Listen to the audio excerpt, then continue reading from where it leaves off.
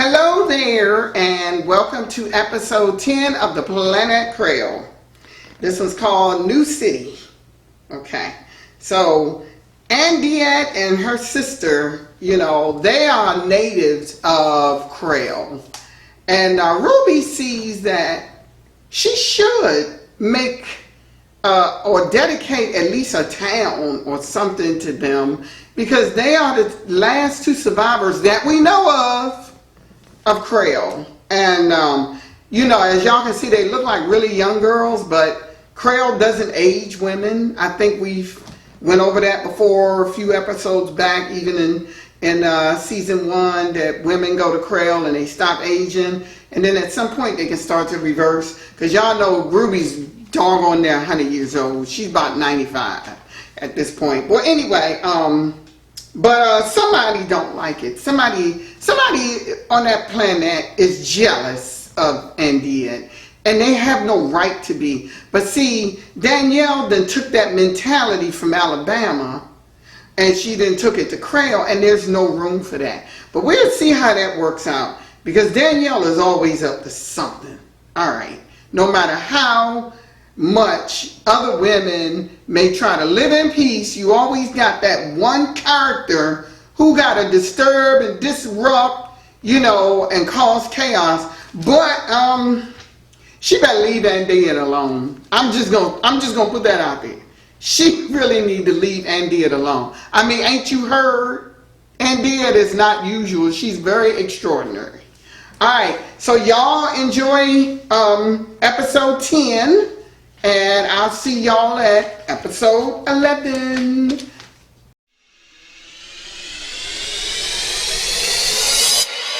Introduction to the Planette Creole, where women work, where women rest, where girls learn, where there are no men from earth who will survive, where battles are fought. The Planette Creole.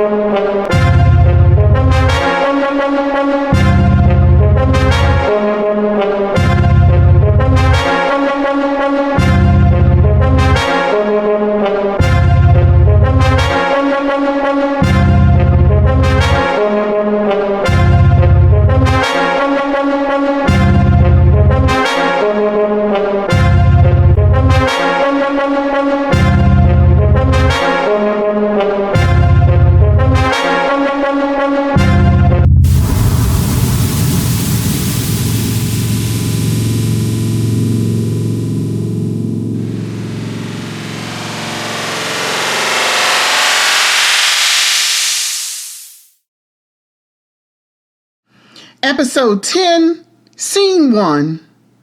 Oki and his brothers were speechless as they listened to Nehemiah. They could not imagine being killed or mistreated simply because a person's skin color was different. On Flap, they had quite a few men who were darker in complexion, but they were all brothers. Even before the invasion of Creole, the Creolian women were all different complexions too. How did you survive so long, enduring such treatment? Eke asked. We have to do what we have to do. When you are born into injustice, you learn to live with it. Silence hung over the room. Finally, Oki spoke up and said, Then you black men on earth are just as strong as any Flepian. We welcome you here, Nehemiah. Maybe we can learn much from you. The women from Earth who live on Creole has brought much growth to that planet. Creole, that's where my mother is right now, right? Yes, she is on Creole. She told me I would not be able to join her, though. That is true, Nehemiah. Your makeup won't survive there. Then why is it that you can survive there? Y'all are men too. From a different solar system. I see. But she can visit me and she can be on this planet. She is en route now. Carla showed up later, and she and her son embraced. She couldn't let go. Just the thought of him nearly being murdered by the cops made her weak. Thank you guys so much for saving my son. Thank you so much. Thank you, thank you, thank you, thank you. Yes, Carla, it was our duty. He told us many things about the injustice on earth. Yes, you guys are blessed to be born in another world. Trust me, Oki. We have rooming accommodations for you, Carla. You will be in the same place where Camille stays when she comes. I think she is here now. You mean Camille, the one who's dating you, Kai? Oh, that's big news on Creel. Talking about them getting married and all. Oki simply smiled and gestured towards the door. After you, Carla. We will drive you over to your lodging place now so that you can get comfortable. Nehemiah, being the skeptic that he was, decided he wanted to ride over there with his mother and Oki instead of her going just alone. Scene 2. Camille was sitting in the parlor talking to Carla and Nehemiah when Yukai showed up. It's really nice meeting you, Nehemiah. It's great that you guys from Earth have somewhere to go when times get rough for you, just like it was for us. Camille said, When my mom left Earth, I was crushed. She comes to visit, but being in the same solar system is nice. Carla hugged her son again and said, I am so glad you are here. Oh, but Nehemiah, what are you going to do regarding the movement? Camille asked. She knew he was a civil rights activist. I'll figure something out. I still have some of the brothers on Earth. We'll work it until the heat dies down. I was able to contact them, and they told me they found my car. Yukai was at the door, and he headed over to Camille once he stepped in. Hello, beautiful. How are you today? Hey, what have you been up to all day? I know you have been waiting for me, but I have something for you. What? What do you have for me, Yukai? He reached into a small case and pulled out a huge diamond ring and presented it to her and said, Now, will you marry me? Oh, Yukai. Ooh. She threw her arms around him and he slid the ring onto her finger. We will have a wedding on the north side near the falls. It is going to be beautiful. Nehemiah stood back, smiling at the couple, and then he spoke up and said, Hey, y'all, why don't we get a photo together? Oki decided he would take the photo for them. Nehemiah was so excited that he posted the picture on social media with a caption that said, Me and my new home on Planet Flap with my new friends. But someone who saw his post recognized Camille. Scene 3. A crowd gathered in the northern region of Creel for the dedication of the new city, which is now officially named Andeat and Lukeet Township, after the original sisters of the planet. Ruby was excited as she took the podium and spoke to the crowd of 200 women, most of them who lived in that town already. Welcome, welcome everyone, and thanks for coming to this most sacred event. Andeat and Lukeet stood on each side of Ruby. It is our pleasure to dedicate this township to Andeat and her sister Lukeet.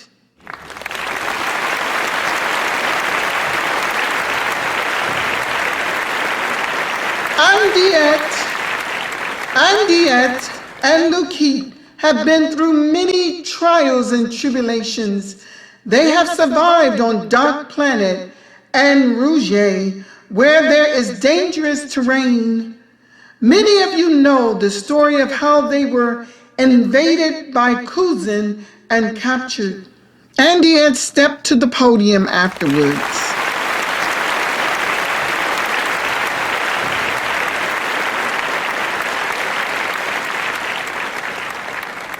On behalf of my sister and I, we are grateful for your hospitality and welcoming us back to our home. I love you all.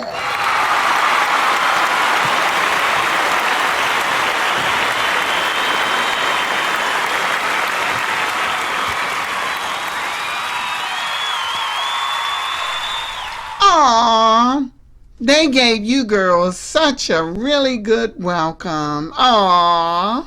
Once they cut the ribbon, everyone headed to the place, a restaurant nearby in the new town of Andeat, Lukeet Township. Danielle, one woman approached Danielle Reed and said once they stepped aside, away from everyone else. Yes, Rhonda, what can I do for you? I'm sorry, but there were only 7 that voted in your favor. What? Danielle bellowed, and Rhonda, shh. Why don't you keep your voice down? Danielle had proposed to the legislators to establish a bill to reprove native Kralians for certain behavior the same way Earth women would be brought up on charges, such as the time she had to face a court for her own behavior. I can't believe they would do that. Andeat and Lukeet are trouble, nothing but trouble. Bad for the planet. We cannot just let them run wild and do what they want. You heard about her bombing Kuzin, didn't you? Danielle, that was a response to what they done to her. It's not like she was going around on an arbitrary mission. She hasn't put anyone on this planet at all. Stop it, just stop it. I want them gone. I don't care how, just gone. Danielle then walked away holding her plate of vegetables. Lukeet had heard the entire conversation from across the room. She watched Danielle storm off. She smiled and headed to the table where Andeat and Fatima were sitting. Ruby and Jackie were standing near the door, speaking with some of the residents who lived in that region. Scene 4.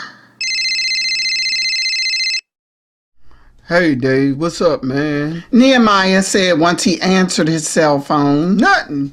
Trying to figure out what's going on with you. I heard you escaped death and everything. Most black men don't get out of a situation like that, you know?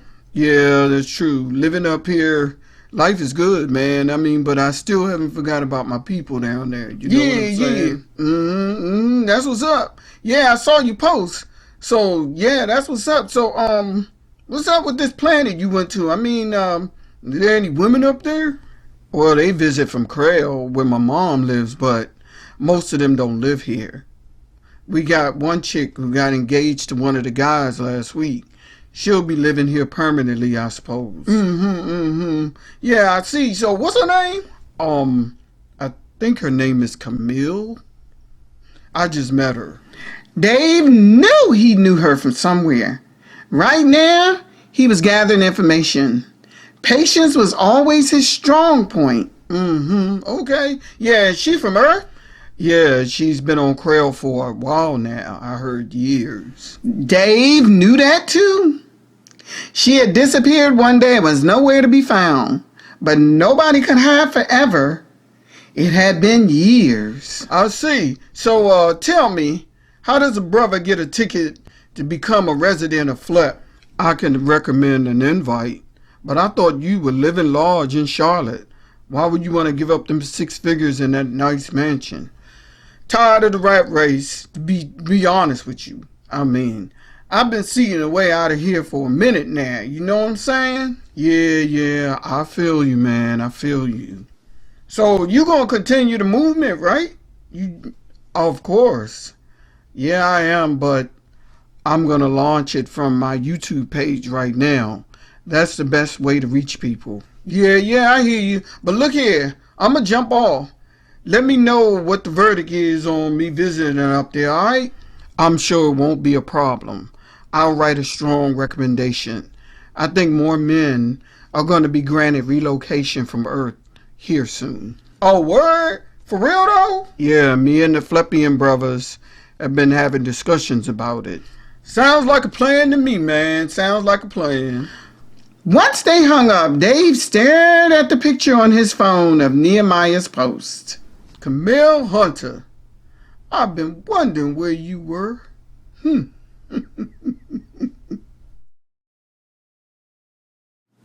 Episode 5.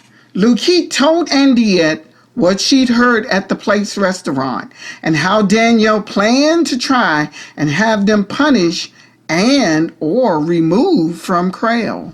I am not surprised, Lukeet. She has been targeting me ever since I returned, and now she is targeting you. Are you going to do anything about it? If she comes for me without me sending for her, I will deal with her, believe that. Why is she so hateful? Earth people can be that way, but they are not consequential to us. We have abilities they can never match. No need to worry, little sister. But you know, if anyone tries to harm you, I am not here for it, Andeat. Liz entered the room. Hey, y'all. I thought we were going out for a while. Andeat, what are you working on again? A laser beam stick. What are you going to use it for? To slice Danielle Reed in half in case she comes for me. Are you for real? Ha ha ha. No. Then what? What is it for? I have not decided yet. But Andeat was on a mission. She just did not want to tell her sister and her best friend what it was. She was a warrior, a fighter of sorts. Her purpose on Krail was not as domesticated as most of the females had been. That's the reason once the Kuzeners captured her, it was easier for them to infiltrate and kill the way they had. They had placed her in a steel box, and she could not use her eye laser to get herself out. Once they dropped her onto Dark Planet, the steel box gave way due to the impact of hitting the ground. The Kuzeners had meant to kill her, but she survived. Never would she allow that to happen again. In fact, she wasn't done with the rogues of Kuzen. Scene 6. Ruby stood before the students in the auditorium at the school. The young girls that had been saved from being trafficked on Earth decided they wanted to stay on Krail. They loved it up there. Their mothers were allowed to live on Krail while their fathers could reside on Flep if they left Earth. Either way, they were welcome. I am delighted and honored that the 8 girls who were rescued have decided to join us permanently. We welcome your mothers as well, and we hope you will learn and feel comfortable here as we have for lots of decades. So let's welcome Arnell Kaczynski, Honesty Gleason, Jolanda Roman, Jennifer Cardoza, Kim Nguyen Sun, Juliet Smiles, Amanda Donahue, and Nicole Voyazakas. Let's give them a warm welcome.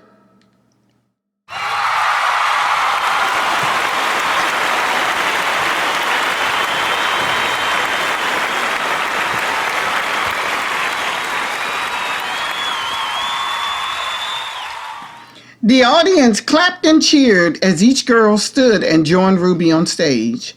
Once the ceremony was done, Jackie approached Ruby. She had something to tell Ruby she needed to know. Once they were in private, Jackie spilled it. Listen, Ruby. Danielle has been going to the legislators and trying to get them to launch penalties against Andeat and Lukeet for so-called bad behavior. Ruby was not surprised to hear that. Why am I not surprised? I tried to tell that woman that there is nothing that can be done about them because they would never harm their own planet. What is wrong with her? She's a bigot, Ruby, all the way to the core. She hates anything different. She has a philosophy of othering, as they would say down on earth. Then she ought to go back to her little town in Alabama, where everyone looks like her, talks like her, and acts like her. What is she doing here? Listen, I feel the same way.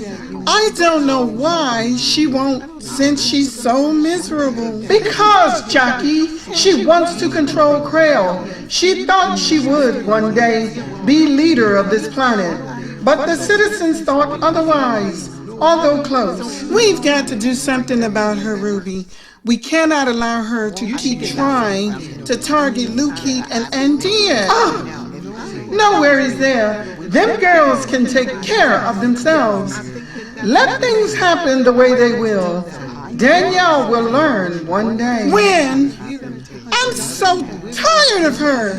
Tired of you not doing anything about her, Ruby. Jackie, how dare you? How dare you not trust me? Ruby, you could propose legislations against her actions.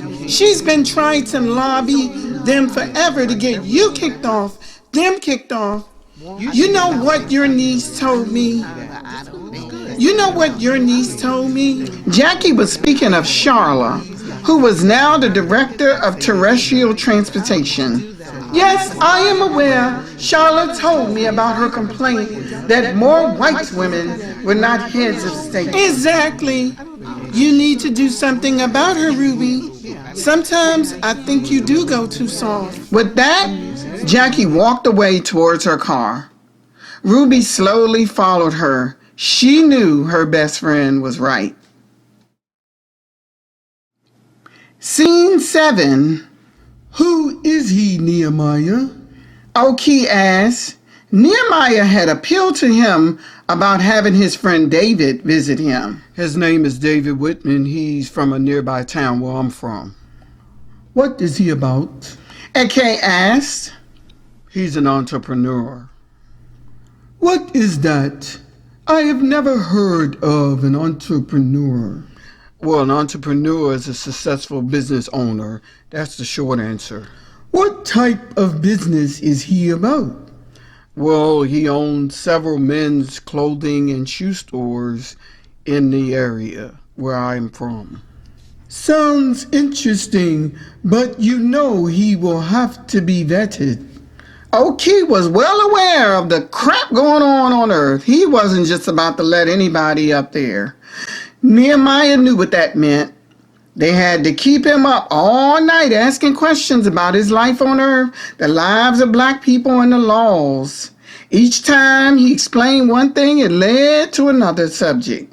These guys were thorough in their questioning, and Nehemiah could not blame them because they had a beautiful planet. Has he ever been violent to another human being? Nehemiah's hesitation was based on the fact that he did not know for sure if David had ever been violent to another person, and they had asked him the same thing about himself. Well, We would be able to tell if he is. We are what you would call special in that way. I just wanted to see if you would know those facts about him. I've never known him to be violent. We do not allow violence on our planet. The only time we are aggressive is when we are attacked or see the need to defend. I understand, but David is about his business. He only wants to visit. He is not planning to stay anyway. I understand. We still have to be certain, but we will see. Once Nehemiah arrived at his new residence, he called David. So, what's the deal, man? David asked. They gave me a tentative yes. That's great. Great. See you soon, man. It's been a long time. Once he hung up, he looked at the picture of Camille standing next to Yukai, and he said, And I'll see you soon, too, darling. Ha ha ha ha ha ha ha ha ha ha ha.